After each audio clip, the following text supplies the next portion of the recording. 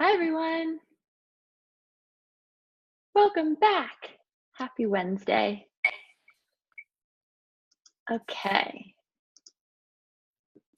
Hi, everyone. All right, so I'm going to mute everyone, and then our opening meditation, which I believe is Andrea.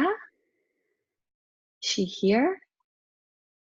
She's waving. Okay, perfect. So Andrea, let me just mute everyone, and then I will unmute you.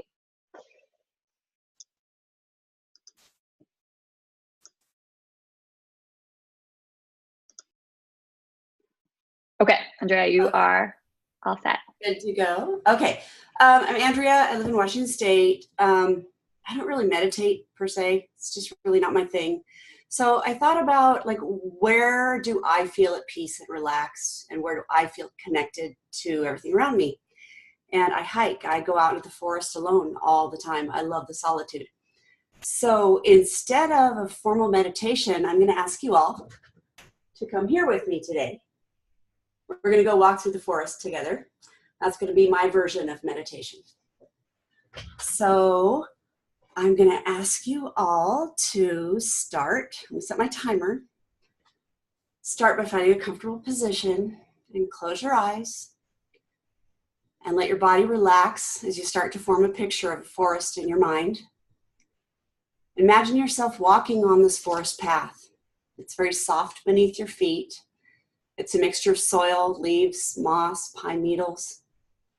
Your body relaxes and your mind clears with every step that you take. Feel the rhythm of your feet as you're walking on your forest path. Now breathe in the fresh mountain air. I'll ask you to fill your lungs completely with a deep breath. Fill your belly, ribs, your chest, all the way up into your neck. And now exhale. Breathe out all of the air. We'll take another deep breath in and breathe out completely. Now I'm going to ask you to listen to the sounds of the forest around you in your mind. You can hear your footsteps. You can hear birds singing, a breeze that's rustling the leaves above your head. And as you're walking through the forest, feel your muscles relax and lengthen and feel tension leaving your body. Now imagine being surrounded by every shade of green. Picture all the trees around you. Some have smooth white bark. Others have very deep, heavy grooved bark.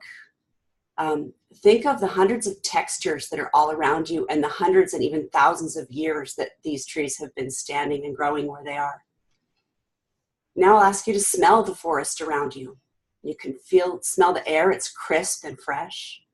And it's filled with the scent of pine needles and earth and fresh mountain streams. Now imagine yourself walking forward and coming out into a wildflower meadow. Picture a large rock ahead of you. And in your mind, go ahead and take a seat on that rock. Feel the heat of the sun reflecting from the rock back up towards you. And feel the sun warm your whole body as you relax on your rock.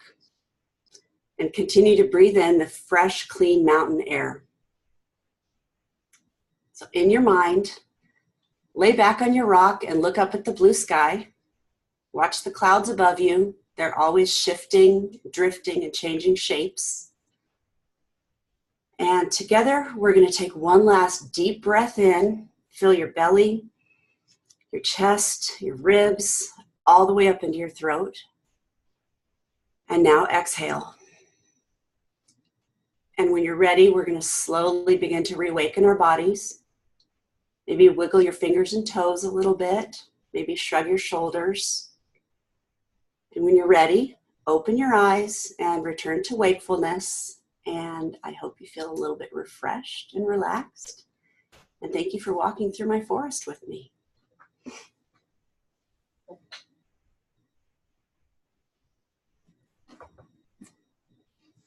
Thank you so much. That was so great. That's how I meditate. I love it. I love it. I think it's a really great example of teaching from your own direct experience, right? And I would actually say that a visualization, like what you just led us through, is a form of meditation. Or we'll see later when we break down the different parts and components of teaching meditation, visualization is a huge part of it. So I mean, that was just perfect. And I really, really enjoyed it. Thank you so much. I wish I could take you all in person. I know. I'm actually coming to your neck of the woods soon. I'm going to I'll get in your Jetta and I'm going to ask you questions. Okay. So thank you so much. Oh, I love that. And you have a lot of really awesome affirmation in the chat too. And oh my gosh, I missed everyone. I felt like we got started and then we had a break because of Labor Day weekend. So I'm excited to be back on. And this is some of my favorite material in the whole training, because if we can understand how the spine moves, we really have a pretty good grasp on a lot of the postures we're going to see going forward. So I want to do some review with you guys and answer the homework questions. And then I want to turn it over to the student teachers so that they can give us their kind of bullet point takeaways and also look at some poses. So let's start with B.2.1. And we want to make sure that everyone understands the primary and secondary curves of the spine and how they work sympathetically. So does anyone want to walk us through this? If so, raise your hand. And otherwise, we'll default to calling on a student teacher. But the question is, what are the primary curves of the spine? What are the secondary curves of the spine? And what's this idea of them working sympathetically? What's that all about?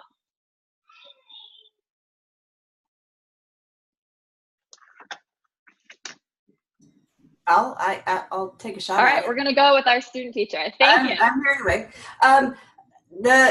Primary and secondary, your spine is an S curve. So that's what allows us to walk upright, really. It's shock absorbing, it's everything. So cervical lordosis is shaped inwards. Then your thoracic spine by your shoulder blades curves out. Your lumbar spine curves in, and then your sacrum curves back. So I don't even remember which ones are primary and secondary. I'm sorry, but the whole curve allows your whole spine to move as one unit. So when you flex your neck forward, that's also gonna, your lumbar spine is gonna want to do the same thing. It's all tied in together. The 4 segments of your spine all work together as one big. Does that make sense? Yes, beautiful. And we'll get to the primary and secondary curve. Monica has her hand raised, so maybe she can jump in. Do you want to unmute Monica? And thank you. That was Hi, great. Can you guys hear me? Yep, we can. Yeah. Can you hear me? I'm in the car, so sorry. So the lordotis curves towards the front, like almost if you're pushing your body forward, just to give you a visual. And the kyphosis goes to the back, so your spine is curving to the back. And okay, let's hear from Amanda. Maybe she wants to tell us which ones are primary and secondary. And yes, that is totally. Oh yeah, totally sorry. On. Do you want to answer that too? Oh yeah. So the kyphosis is the secondary, meaning that they come after you're a baby. Okay. So the kyphotic curves. All right. So I'm going to take over for a sec, and then we'll hear from more folks. So this is really important, and I think if you remember it this way, it's going to be easy. So the primary curves of the spine. So when you hear that word primary, we want to think first. So what are the first curves of the spine that we have? So some of you here have children, and if you haven't, you've probably seen a little baby. Do they come out of the womb in like a back bend type shape? Or are they like curled up like a little shrimpling? Okay, so Morgan says shrimpling. So that shrimp shape, is that kyphosis or lordosis? Let's see here. Rachel says kyphosis. So those 2 kyphotic curves are the primary curves because they're the ones that you're born with. It's the ones that you have first. Is that helpful for remembering? What are the 2 kyphotic curves? Our beautiful student teacher kind of covered this, but let's just ask yourself and let's have it put in the chat. The thoracic and the sacrococcygeal, right? Yeah. So thoracic and sacrococcygeal are primary curves.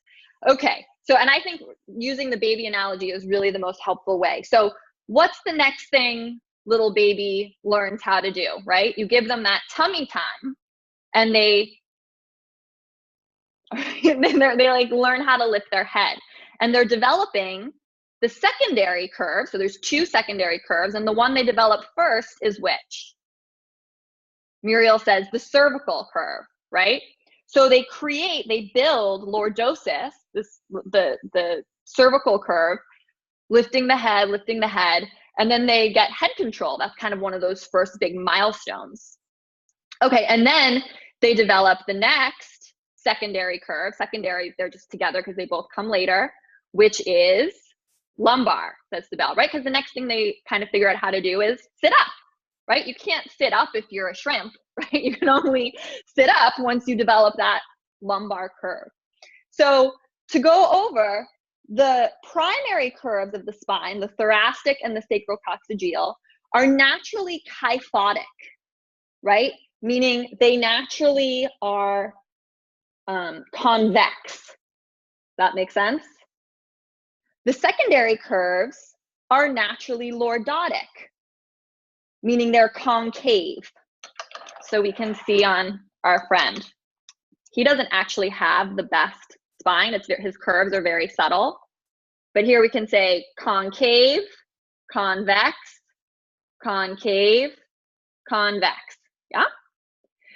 So let's just keep reviewing. The secondary curves are naturally good at what action? Put in the chat. What are they naturally good at? So I hear flexion from Amanda and extension from Lester. And Rosa says sympathetic. Okay, we're going to get to the sympathetic in a minute. So what is it, extension or flexion? What is lumbar naturally good at? Wow, we were kind of a split group. Okay, so Lester, are you willing to share with us why you say that they're naturally good at, I think you said extension. Yeah, he's smiling. Okay, unmute. You're unmuted. Hi. So yeah, so when I say extension, I feel like in the cervical and the lumbar spine, so they're very mobile, these 2 areas. And when you extend the spine, I feel like these are the 2 areas that you can feel movements in more. I'm not so good at explaining right now, but yeah. I'll take it. An even easier way that you can think about it is if something is, and this is kind of, I'm not an artist, correction, I'm not an artist, but if something is, for you guys, I'll put it this way, or actually, so we're in a mirror, hold on. Let me do one this way. Maybe I should do it with my hands. If something is naturally concave, meaning it goes this way, right? It's going to be easier for it to go into extension, right? Something that's already concave is going to have an easier time going into more of a back bend. Does this make sense to everyone? Right? So my lordotic curve, I can kind of pull this up so you guys can see. My lordotic curve here, which is naturally concave, it's already like going in the shape of a back bend. Does that make sense to you guys a little bit? Right? So it's easier for me to back bend. Who's confused by this? Because this is really important. My thoracic spine is naturally convex, right? So if something's naturally convex like this, it's already going in this direction. So it's easier for it to come into what? What's the word that begins with F? Flexion. Flexion, right? So the primary curves, the ones that we're born with, are naturally good at flexion. You can also think of this as naturally most of us round in our upper body. I'm just going to try to give you guys as many like little ways as I can to remember this, you know, so you're going to just pick up what works for you to remember. And the secondary curves of the spine that we develop later, like when we sit up, learn to sit up, learn to lift our head, those curves are naturally better at extension, aka back bending. So if anyone's confused about this, ask me in the chat, because this is super, super, super foundation important for everything we're going to do and everything we're going to look at. So I want to make sure everyone gets it, or at least feels like they're on their way to getting it, logically.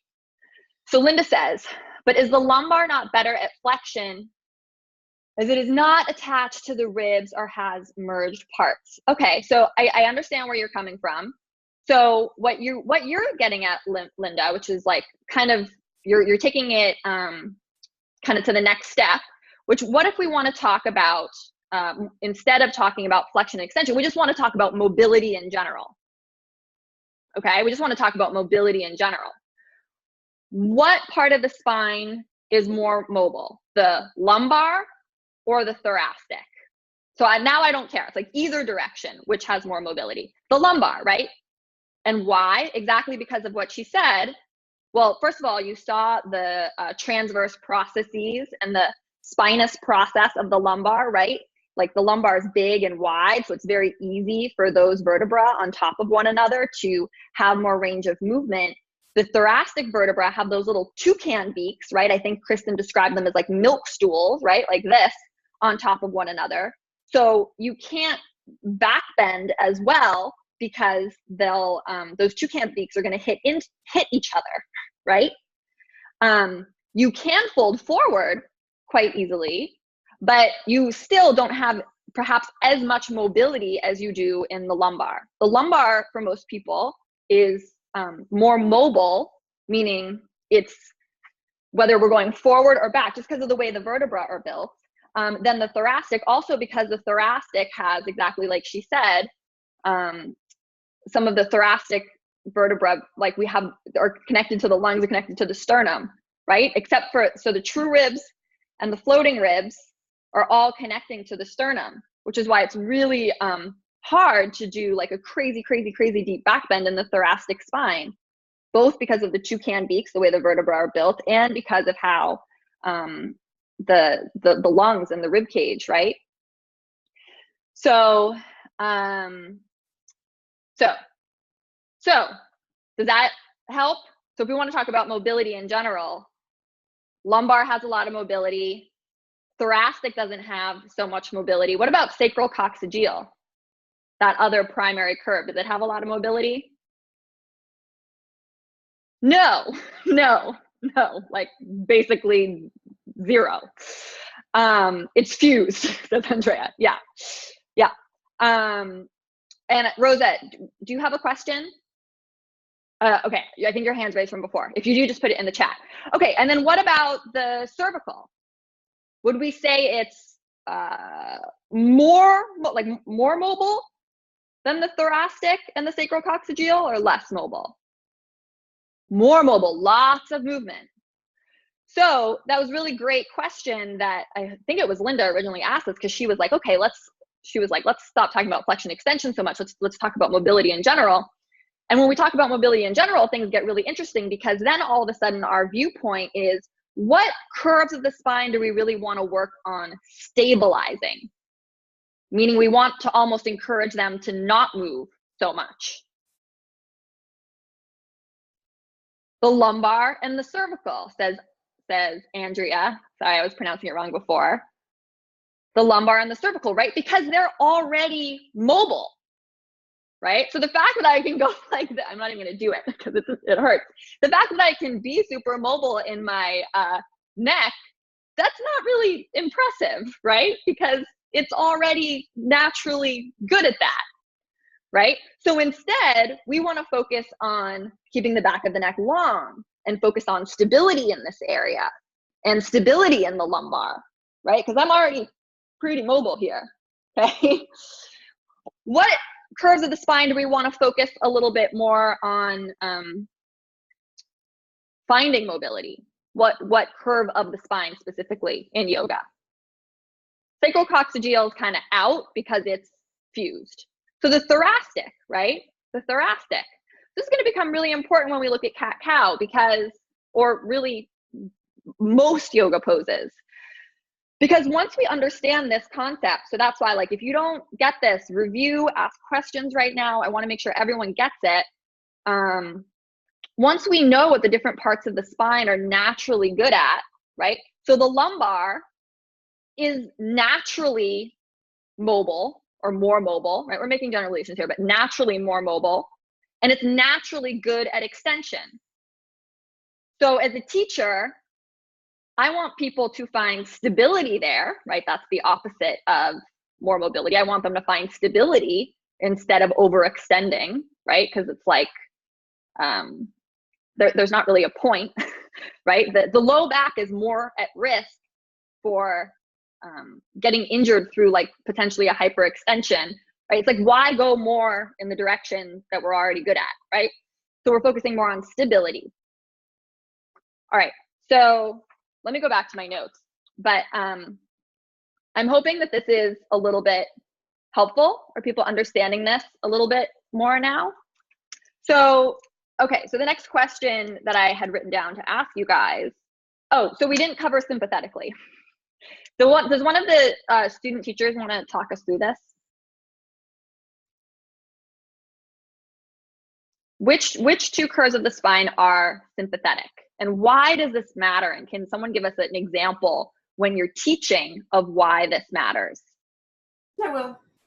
Okay, awesome. Unless the other student teacher wants to jump in, I don't mind giving it a shot. Cervical and lumbar, they're sympathetic to each other. They work together. So when you extend your neck, your lumbar spine also wants to go into extension.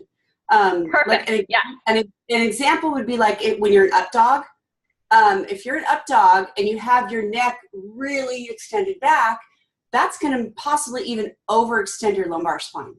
So you just have to watch both cervical and lumbar at the same time, because one is going to pull on the other.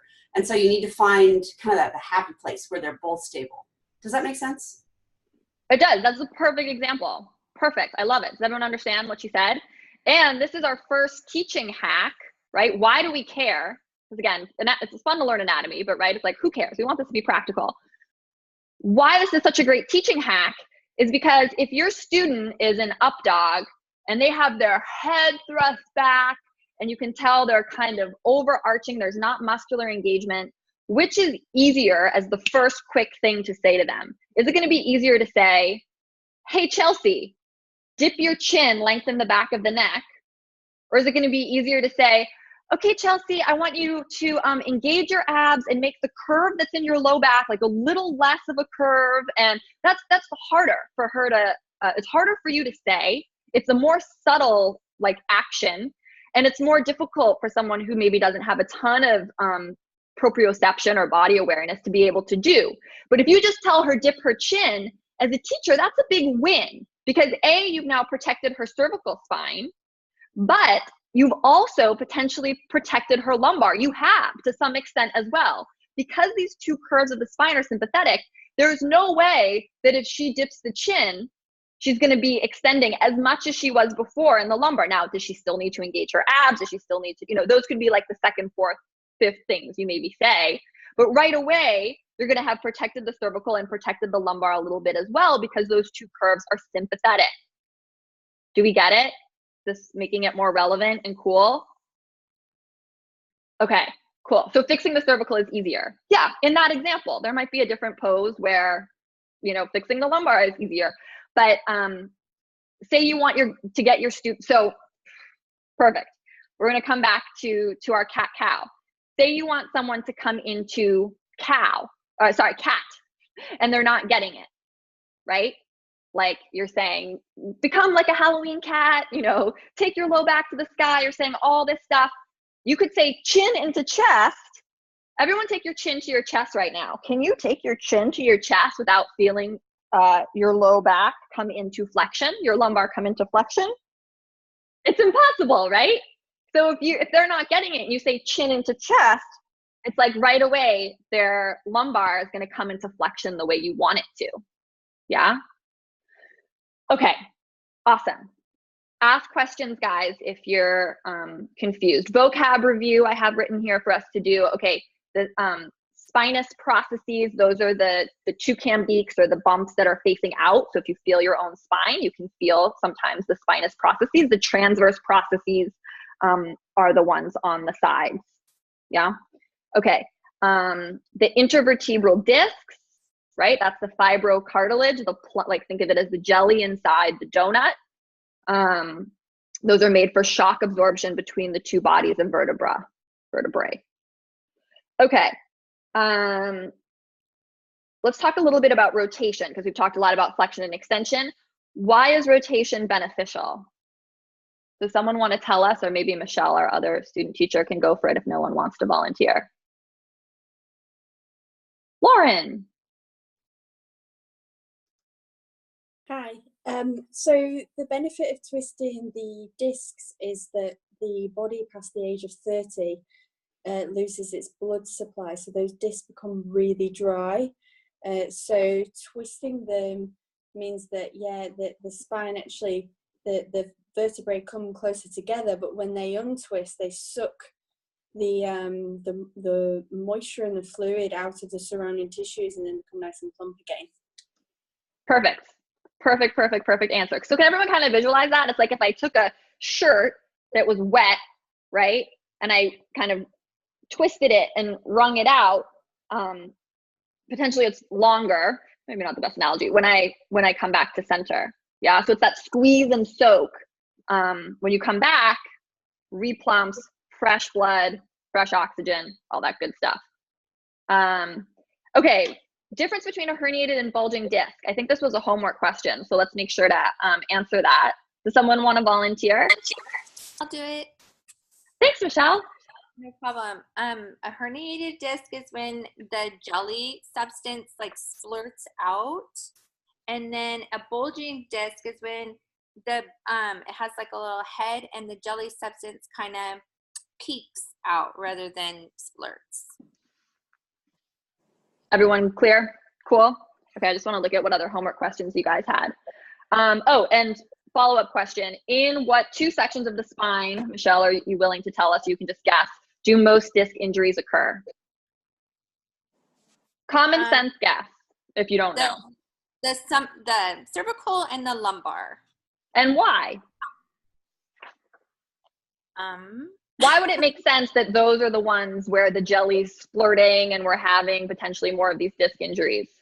They are the ones that have the most more mobility. Right. Which makes it so, hopefully clear to us now as teachers why we want to help stabilize those areas for our students, right? Okay, amazing. Yeah, and that was a homework question. Okay, perfect. So let's go over 2.3, just so you guys know the homework questions, this stuff. What are the lumbar vertebrae good at and not so good at? I think we've covered a lot of this. So let's just go over, does someone want to read their homework answers for these? And if not, we'll rely on a student teacher. Which vertebra protects the heart and has the least range of motion? Oh, lots of volunteers. Okay, let's hear from Muriel, because I don't think she's spoken yet today. Okay, so the vertebra that protects the heart and has the least range of motion is thoracic. T6. Oh, okay, it was the number. Okay. Yeah. And it's also in the chat, guys, if you want to look. Yeah, perfect. The two vertebrae connected to the floating ribs are T11 and T12. Okay, totally. Atlas is C1 and axis is C2. Perfect. So C1 holds the head up. C2 allows for that no action. Perfect. Thank you for sharing those. Where are you from? Dijon, France. I thought so. Okay, awesome. So nice to have you. Okay, and then extension and rotation is a dangerous combo, right? And just overall with the neck, right? Think about how little those cervical vertebrae we saw were compared to the lumbar vertebra. It's really, really quite a big difference. So we want to be gentle with the cervical spine in general. Okay, so I think maybe we should switch. Okay, before we do, let's talk about 2.4 really quickly. We had you guys try to do a sun salutation, lifting your arms as you exhaled, I think, and doing it both ways. And I think we should review really quick just the idea of cueing postures on the inhale compared to the exhale. So does someone want to walk us through this? When do we, what general types of movements and postures do we cue on an inhale, and which do we cue on an exhale? And there's, you know, sometimes exceptions to rules, but Aisha, have you tell us. Okay. So from what I learned from the video is that naturally when you inhale, you extend and push your chest out and your back curves. And when you exhale, you curve back inward. So movements that require extension, like upward dog or raising your arms up as you inhale, are more natural when you inhale. And then like downward dog when you're curving, or forward folds are more natural for an exhale. 100%. And what was your experience with what was your own direct experience with this? Like when you inhaled and took your arms up, did it feel better than when you exhaled and took your arms up, or did you not really notice the difference? Instinctive for me. When I had to do it the other way around, I had to think before every movement, wait, but now I have to do the opposite. Yeah. Yeah. And part of this is because like most of us are doing a lot of yoga, so we're kind of ingrained to doing it that way. But hopefully now it makes a little bit more sense now that we understand the underlying anatomy of why this is. And anytime you're confused, like as a new teacher, and you're like, oh, is this pose, do I cue it on the inhale or the exhale? Well, you can just come back to this principle. So this is the place where I always like to ask folks, is anyone confused, or can anyone think of a pose or like a transition where you're not sure if you'd say inhale, do this, or exhale, do this? Because if someone can think of a example, I would love to hear it. Rachel, do you want to chime in, or did you have a question? Feel free to unmute.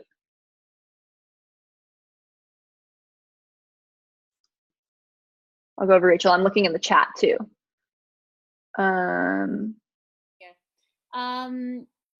Is that working? Yes, we can hear you. Okay, cool. I just wanted to say I was a bit confused about like bridge pose, because when I was taught Iyengar, which was maybe 20 years ago, I'm pretty sure my teacher instructed us to go up on the exhale and to push the ground away on the exhale, because it gave us like more oomph to get off the ground or something. But that to me seems counter to what you've been saying, which is so yeah. So if we were gonna do like a moving bridge, and Iyengar is different, right? Because you're gonna hold the pose for a very long time. So once you're in the pose, you'll do a lot of inhales and exhales once you're within the posture. But say we're doing a moving bridge where we're moving our hands up above our head. So we would say inhale, reach the arms above the head and lift the hips up into a bridge. Exhale, take the hands down and let the feet return to the floor. Okay, maybe now we're gonna come into a bridge that we're gonna hold, right? So you'd interlace your hands underneath you. Inhale, come up into bridge. But now that we're up there, I could see saying exhale, press your forearms into the ground, engage your core to stabilize here. Does that kind of make sense? So you'd come up on an inhale, but then once you're there, yeah, I mean, really great to do a lot of cues about stabilization and engaging the navel center and the abs on that exhale, as well as like, yeah, pressing the forearms into the floor, that kind of thing. I want to see, so Aisha asked, 3-legged down dog to pigeon. So for that one, we would say inhale, reach the leg up and back. Exhale, pull the knee into the nose, right? Because we're coming into flexion now, drawing the knee into the nose. So we're curving the upper back, kind of like a Halloween cat shape. And then set the shin down for pigeon. Yeah. Inhale, maybe you take a breath, like in pigeon prep. Exhale, fold into the pigeon. Is that helpful, Ashley? Aisha? So in a downward dog, we usually come to downward dog on an exhale, right? Because we're pushing back into down dog into flexion, right? So inhale, plank, you rock forward. Exhale, downward facing dog, deeper flexion. Inhale, reach maybe right leg up behind you. Exhale, we step the foot through to maybe do something, because as we pull the knee into the nose, I mean, even if I'm just standing here, you can see this. Is my spine an extension or flexion here? It's inflection, right? It's inflection. So even if the ground is right here, it's inflection. And then also exhaling, my abs are going to pull in, and that abdominal strength is going to help me get the foot forward to where I need it to go. Does that make sense? As I refine my chair. Okay. So Muriel says to me, it's like a balloon image. If you press it, the air comes out, you exhale, you are inflection. Yeah, so you can think. So Susan says, reverse warrior to chaturanga can run out of breath. So reverse warrior. Now I've seen reverse warrior actually taught both ways, right? On an inhale and an exhale. But I like to do it inhale, reverse warrior. Exhale, cartwheel the arms down, coming into that flexion again. And then, yeah, if you, and you know, coming down. And then you could say, maybe you have them come to plank, Susan. So you say, inhale, reverse warrior. Exhale, cartwheel the arms down. Inhale, plank. Right? Maybe it's a beginner class, or you just want to give them more time. Inhale, plank. Exhale. Now we do chaturanga or cobra or lower all the way to the floor. Right? And a hardcore Ashtanga class would just have you do it all in one long out breath, right? Inhale, reverse warrior. Exhale, hands frame the foot. Plank, chaturanga, and then your next in-breath is up dog. That's going to be hard for a beginner. Yeah. So we'll study all of this more, but I like to try to address, like, if you can think of tricky ones early. Okay, cool. So, and then B.2.5 was an asana class. Definitely make sure you do it. That's what my notes are written. Make sure they do it. Why? Because most yoga students are referred because of low back pain. And then the tragedy is that often if they're not mindful, or their teacher's not helping them be mindful, that low back pain ends up being exacerbated instead of eased in yoga sometimes, right? If we're not focused, this is why understanding these curves of the spine is so incredibly important. So most of us need low back strengthening. And there's not, unfortunately, that many yoga poses that are directly strengthening our low back. It's kind of it's a genius system, but it has a couple tiny little flaws. And if I had to cite one, that's one that I would cite. Ali, do you want to comment on this? And then I'd also love it, either you or someone else could give us some examples of poses that actually do strengthen the low back, so we can proactively try to incorporate those as we go out and teach. I'll try. I was just going to say that it was the first time I'd done that, the class that was suggested, the low back pain relief, and it just started to make sense of how that spine curves when you talk in that video about how supporting your neck allows your pelvis to tilt, and just getting used to that, because it always felt awkward to have that kind of support under your neck. But now I understand it. It creates that curve. And it just makes so much more sense now, understanding the anatomy, why you support your head when you're doing that. And I was able to get these wonderful releases in my low back that I haven't experienced before, because I've done that kind of foam rolling flat on the floor. That's awesome. So you're talking about the class with me that's suggested? Yeah, the second, the kind of follow-on class after the one. And it was, I really took home that message about so many people have low back problems.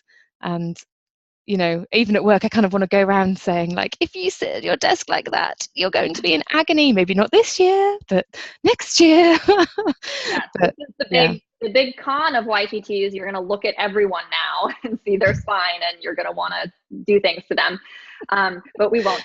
So can you, thanks so much for sharing that. And yeah, guys, I meant to do the class that's part of the core module with Kristen. But what she's talking about is actually the suggested asana practice from me that goes along with it. You could definitely check that out too. Yeah. Ali, because we have you, are you willing to share with us what are one or two poses you think that actively strengthen the low back? The is it Cobra, the one where you're just lifting just that little bit from Cobra? Yeah, as long as you're engaging your abs at the front as well, you're not just dumping into your low back as you come up. Yeah, totally. So, and this is, sorry to cut you off, because this is really important. Most of the prone postures, prone means we're lying on our front, our belly. Most of the prone back bends are designed to strengthen the low back, like Shalabhasana, Cobra. Unfortunately, very oftentimes they're taught in a way that doesn't emphasize the low back strengthening. It's just taught like lift your chest as high as you can off the ground, which then can cause low back strain for folks. So the cues you really want to say, and I'm going to stop because this is jumping ahead to back bending postures and we're not there, but to really help people engage their low back is you want to have them test, right? Lift their hands off the mat in the Cobra to make sure they're not just pressing themselves up, but that they're actually holding them there with their low back strength, to tell them to press their hips into the mat and to engage their legs. And we're going to go into a huge tangent if we keep talking about this. And Lester says, oh yeah, he said, I would say lift the hands. Yeah, perfect. Okay, so let's talk about the two postures we actually are covering today, which is Marjaryasana and Bitilasana. And let's see, how are we doing on time? Okay, we're pretty good. So let's have our student teachers give us their 3 takeaways, and then the 3 bodies they want to look at. And if your takeaways we've kind of already covered as part of the general review, just feel free to skip them for the sake of time and just go right into looking at bodies. So Michelle, would you want to go first? Yeah, I can go first. Thank you. Okay. The 3 takeaways that I have are while teachers often say to roll up the spine 1 vertebra at a time, sometimes that isn't always possible because it moves differently for each individual. Yeah, I'm sorry, I'll just chime in. It's not anatomically possible for anyone. Well, yes, thank you. Okay. But that doesn't mean that it's not potentially a helpful thing to say to try to encourage a certain type of movement. But yes, we should all know as teachers it's not actually possible. Yeah. Okay. Perfect. Awesome. Don't let students yank or torque their spine in a rotation. Encourage that temptation. Have them raise their arms and use their ab muscles to do that rotation.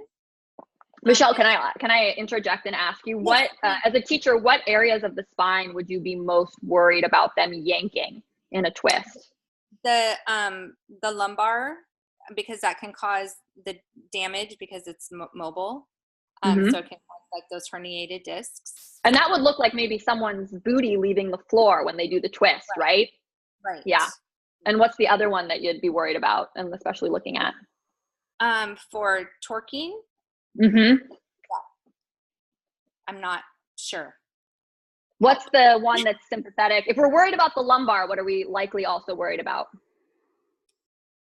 If the one that's sympathetic. Cervical. So someone just craning their head, right? Yes, yeah. I thought you were asking for another position. Yes, also in the cervical spine, if you torque your neck, you can injure. And then my final takeaway was that proportions matter for inversions. And that was really helpful for me because I can't do certain poses. And I thought, well, I'm not trying hard enough. But then when I look at it, I'm like, oh, I just can't, like I'm short. I'm really small. So that's helpful for me to know that too much weight on the cervical spine can cause damage. I love it. Let's hear, those are great. Awesome. Thank you. Let's hear Andrea, sorry. I never know. I have a friend who likes it pronounced the other way. Let's hear your takeaways and then we'll switch to poses. That way we can just be on poses for the rest of the time. Okay. My main takeaway, we've already covered it, is that the cervical and lumbar spine, the curves work together. That was a big one for me. Not going to go over it again. I think it was something that Kristen said in a video. It's all about your presence inside the posture. So don't try to fit your body into a perfect posture. Make the posture fit what your body can do.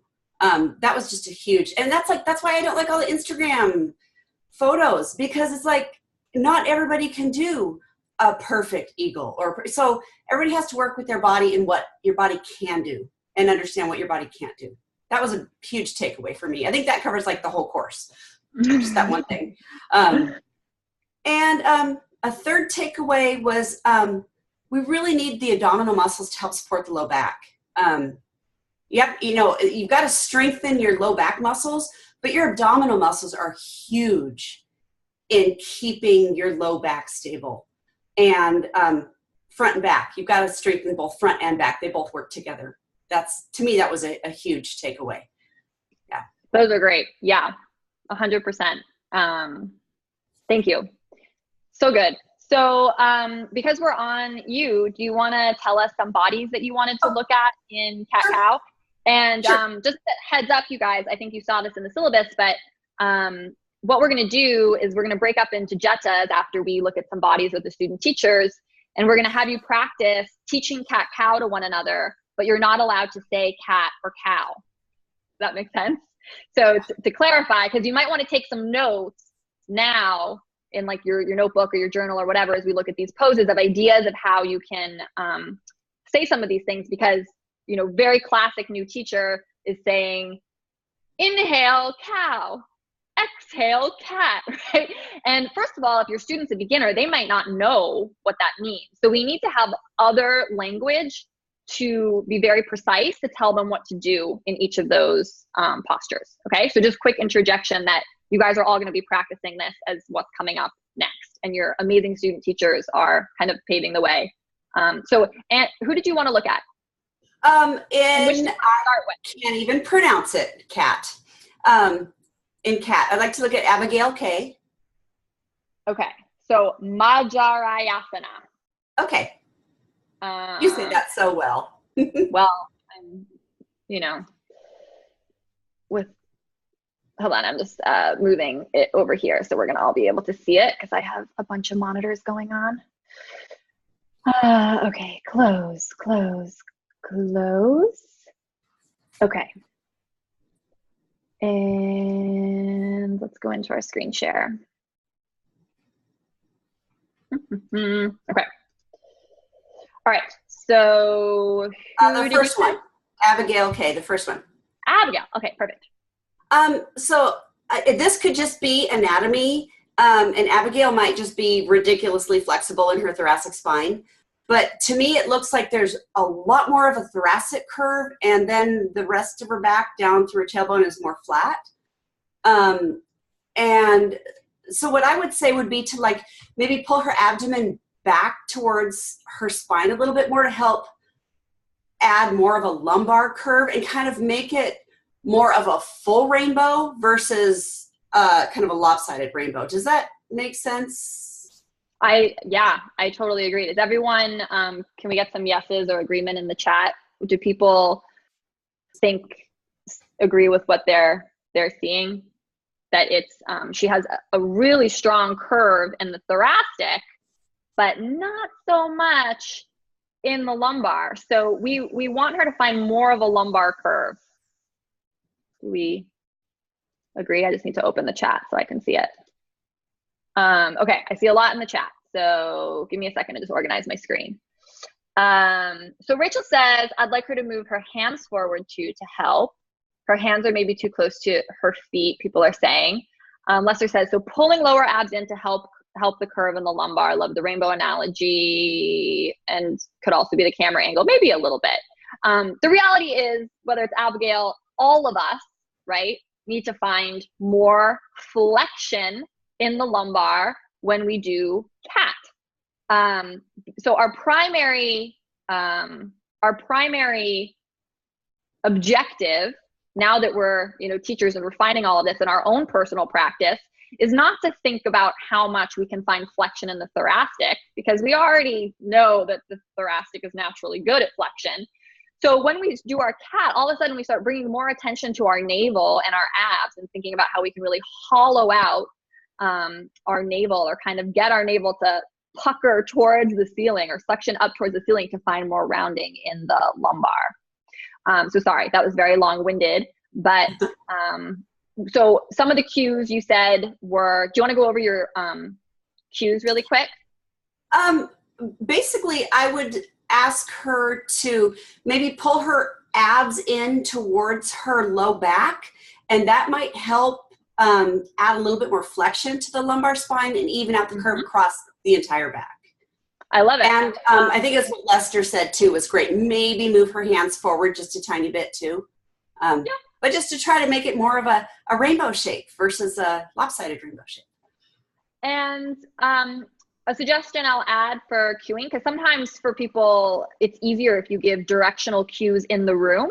So instead of saying pull your navel towards your low back, something that could be even clearer for her could say pull your navel towards the ceiling, right? Or the sky if you're practicing outside. Pull your navel up towards the ceiling. Could also, again, I think towards the low back is also true, but sometimes you might say something like that and no, your student doesn't move, right? Like they didn't get it. So you could say pull your navel towards the sky.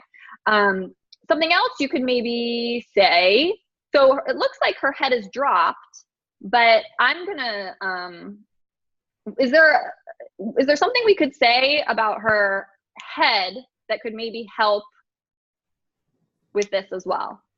Lester says. What Lester said on the chat, if you could dip her chin more, it might help with more lumbar flexion.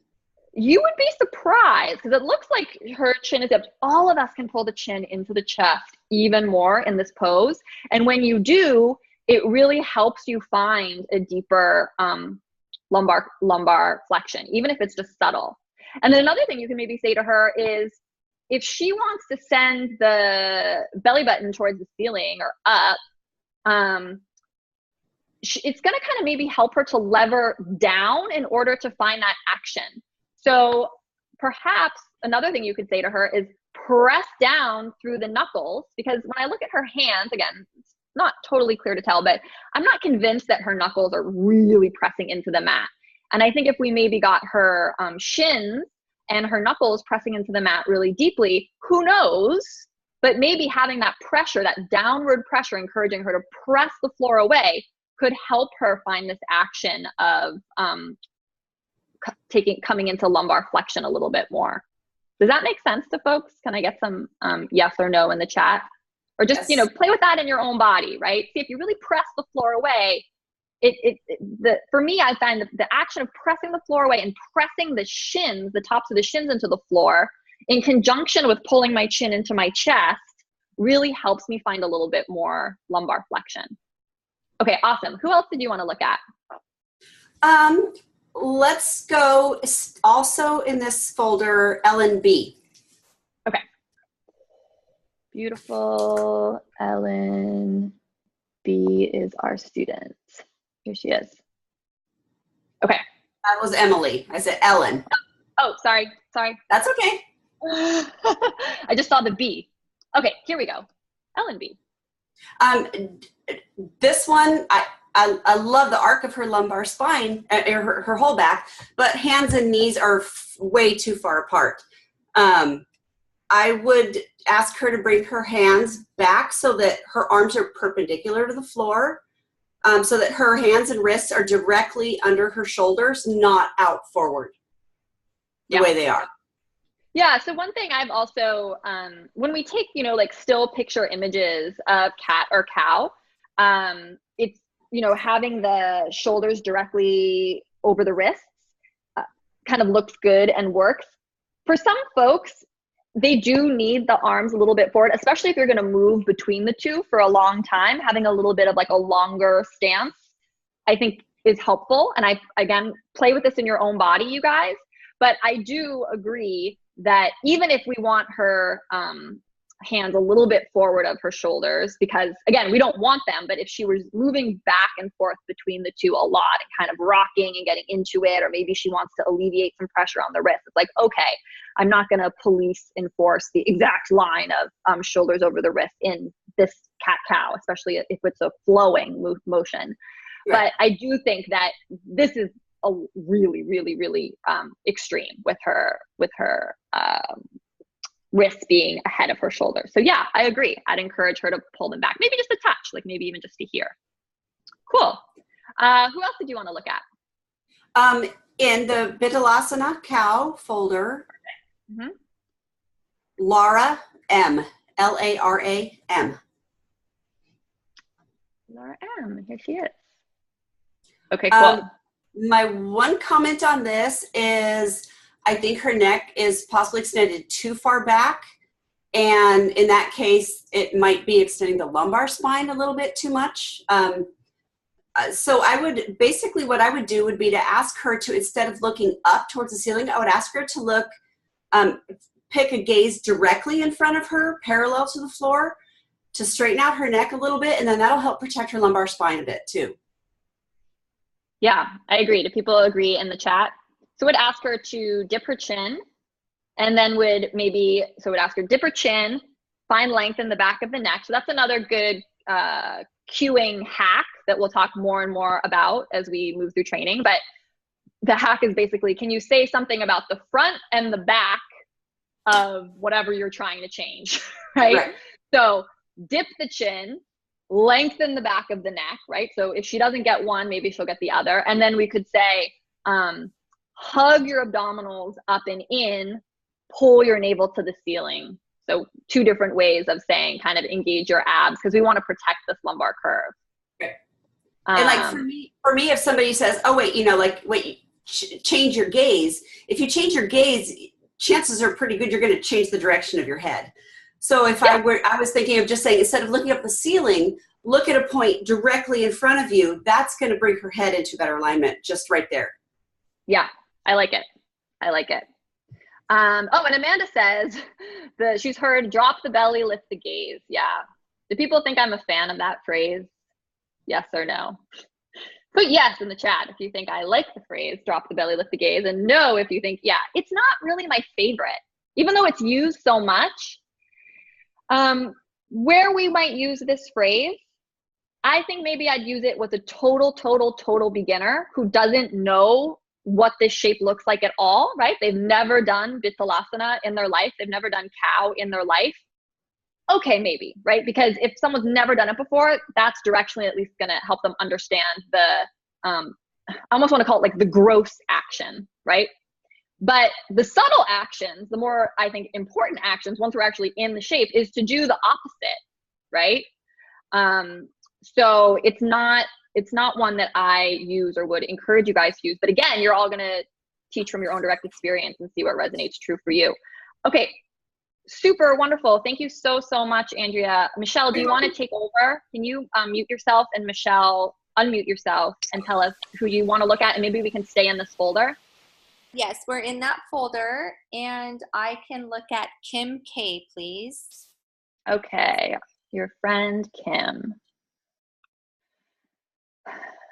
I see Kim M. Maybe, I'm sorry, it is Kim M. I apologize. Okay, perfect, no problem. Just wanted to make sure. Okay, so here she is. I chose this one because I actually thought this was quite awesome. Like she seemed, shoulders are over her wrist. Her lumbar doesn't seem to be too extended. Her neck isn't thrust out there. I would just maybe ask to drop her chin just a tad, but even then, I don't know. I think she looks pretty good. Yeah, I agree. I think she looks awesome. What do people in the chat think? And again, when we say good, we mean safe and in the anatomical, confines of what looks right for her. And then there's always the next level. So I would say to her, this looks great. If she wanted to play even more, see how her shoulder blades are kind of winging off her back? I'd love for her shoulder blades to be more glued down her back and kind of gliding down and back, maybe broadening across the chest a tiny bit more. And I think, and Ali just said that in the chat too, could she open the chest a little bit more? And what I think could help her open the chest a little bit more would, I'd say, just to play with in her own personal practice, micro bend your elbows. Micro bend your elbows. And Stephanie noticed that her knuckles are not glued down to the floor, so she can glue those down. And I'd say micro bend the elbows, and she might be able to find a little bit more opening across the chest and the shoulder blades gliding down and back. So again, even in these postures, like everyone, we can find things for everyone. Okay, cool. Who else do you want to look at? Was there someone else in this folder maybe? There wasn't. It's in the other folder. Sorry. Okay, that's fine. And that is Amanda D. Amanda deep. Okay. Nice. Okay. What do you want to tell your friend? I kind of thought for her, maybe her arms were a little too, she seems to be really tall and with great limbs. So I thought maybe her arms were just a tad bit forward, but that might just be anatomy. And then she's also got the curve in that thoracic area. And so to bring her navel in and maybe scoot her legs back a little bit and to bring up that, you can't see what I'm pointing to, the lumbar a little bit more. Yeah. So I think she's like all of us could use that cue. Take the chin into the chest, pull the navel up towards the ceiling. Yeah, that tuck the chin cue. And again, it's not directly over, but I think for some of us, because it's in motion, like if I think I'm not going to police her because of this, because what I think she's doing is pressing down into the ground very vigorously.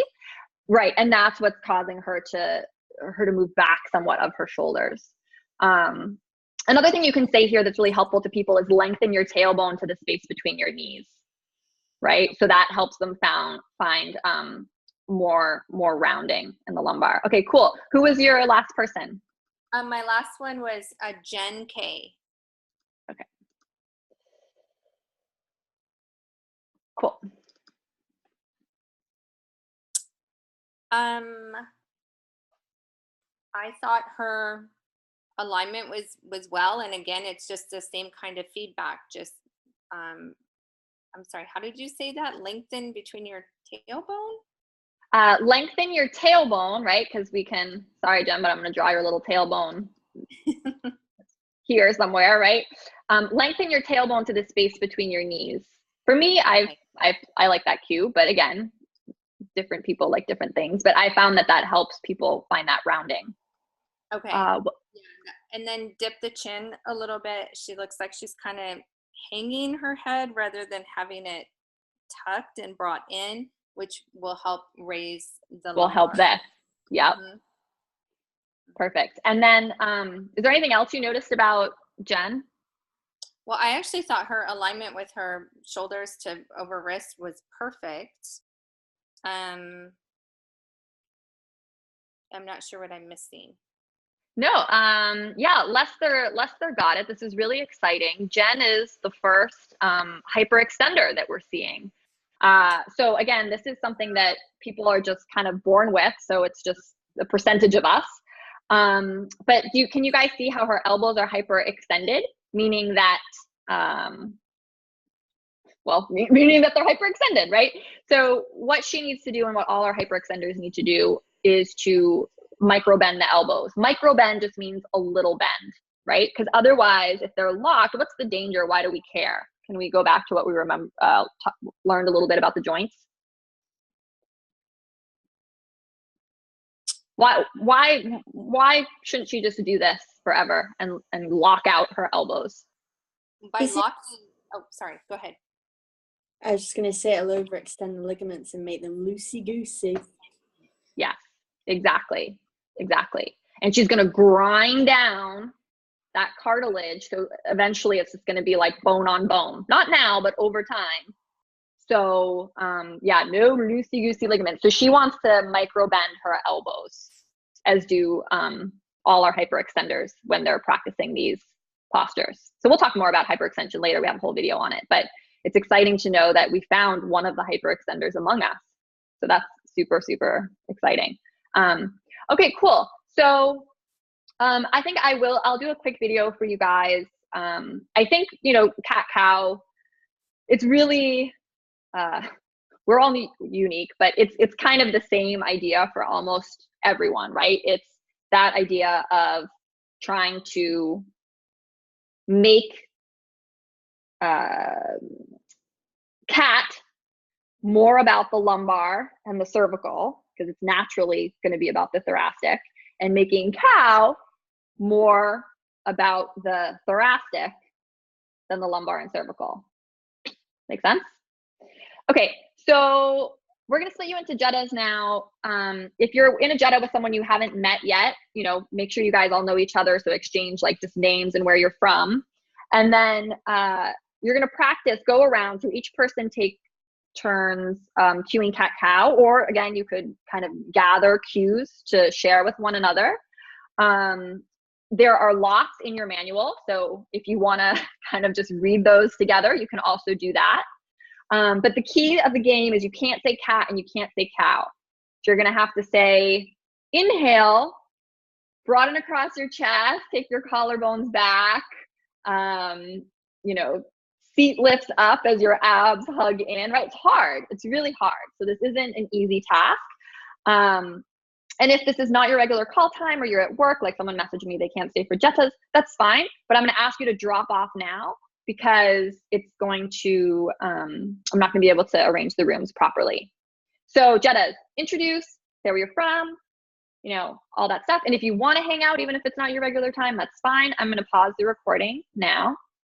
And make sure, if someone's watching this on the replay or whatever, if you're not understanding these curves of the spine, get help. Ask a TA, put in the Facebook group, because this is one of the things that's just the most important. So I don't want to really move forward until people feel comfortable with it. Okay, so drop off if you are not staying. How could I forget? Okay, I'm recording again. Thank you. Michelle. Yes. Okay. Okay. I have to my note. Okay. Find a comfortable seat and close your eyes. Bring the tip of your thumbs and your index finger together. Breathe in. Spine nice and tall. Stretch. Sit nice and tall. Bring your fingers together. Breathe in for a count of 5. 1, 2, 3, 4, 5. Hold it. 1, 2, 3, 4, 5. Exhale. 1, 2, 3, 4, 5. Again, inhale. 1, 2, 3, 4, 5. Hold. 1, 2, 3, 4, 5. Release. 1, 2, 3, 4, 5. Continue this cycle on your own, and let any tension you're holding melt away for 2 more rounds.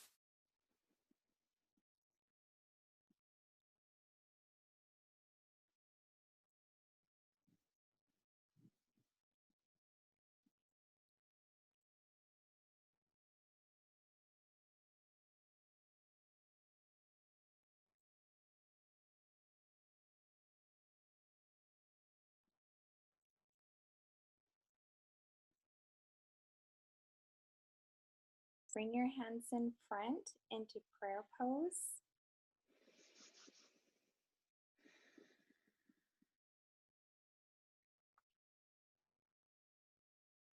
One last deep breath.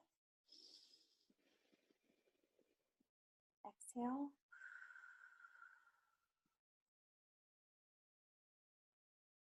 Come back into awareness. Namaste. Namaste. Thank you. I needed that. Thanks so much. I like how you left time for silence. It was a really important part of meditation. I also, thank you so much, Michelle. I also meant, before we hop off, this book was just mailed to me, this yoga anatomy coloring book, and I actually really, really like it. I'll post the link in the Facebook group, but there's a lot of anatomy coloring books out there, but not specifically for yoga. And someone else is pointing to it too. Yeah. So I'll link this up in the Facebook group. I really, really am enjoying it. I think it's a somewhat new book. The author wrote us and wanted to send it. And I think it's really good, and it dovetails perfectly with everything we're learning. So if you like coloring or you want to get another anatomy book, I'd suggest this one. I was really impressed when I was looking through it last night. I just got it yesterday. Okay, off you guys go into jettas and just practice some of these cues, because cat-cow, I don't know, I think I use it almost every class. It's a really important one to be able to cue effectively. So chat with your group. We'll come back at 12. We'll bring you all back together and we'll drop off. Okay, so off you guys go.